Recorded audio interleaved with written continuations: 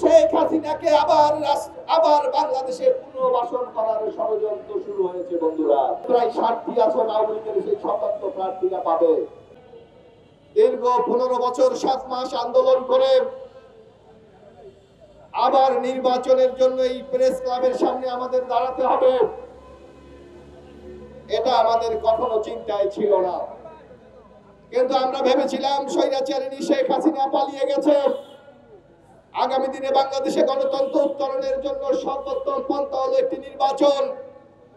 ইতিমধ্যে আপনারা দেখেছেন রাজনৈতিক দল, সুশীল সমাজ থেকে শুরু করে সবার একটাই মতবাদ, বাংলাদেশের এই অবস্থা থেকে উত্তরণের জন্য একটাই পথ সামনে খোলা, সে হলো আগামী দিনে একটি অবাধ সুস্থ অংশগ্রহণের নির্বাচনের মাধ্যমে বাংলাদেশের গণতন্ত্রকে এগিয়ে নিয়ে যাওয়া।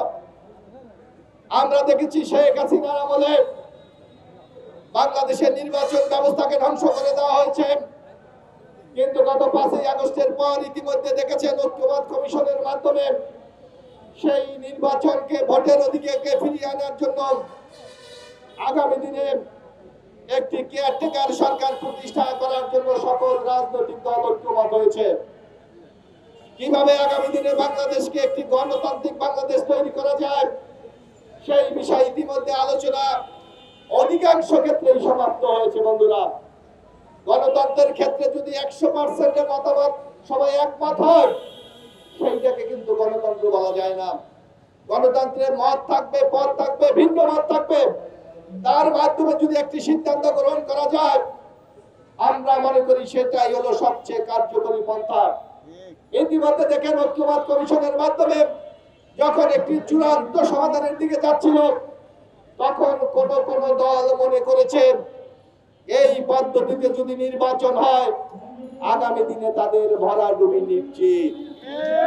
আমরা দেখেছি যেই দলগুলি এখন এই আন্দোলন পিআরের নামে আন্দোলন করে আগামী নির্বাচনকে প্রশ্নবিদ্ধ করতে চায়, তাদের ইতিহাস যদি আমরা পর্যালোচনা করি, জামাত ইসলামী যখন বিএনপির সাথে ছিল 91 সালে তারা 18টি সিট পেয়েছিলেন, কিন্তু 96 সালে যখন আলাদা নির্বাচন করেছিলেন মাত্র তাদের আসন সংখ্যা গিয়ে পৌঁছেছে 3টাতে, মাত্র 3টাতে। এখন বিএনপি স্পষ্ট ভাষায় বলেছেন আগামী দিনে জামাতের সাথে কোনো জোট হবে না। তখন তারা হিসাব নিকাশ করে দেখেছেন এককভাবে যদি নির্বাচন করে তাদের পরিস্থিতি কোথায় যাবে এটা তারা বুঝতে পারছে বন্ধুরা।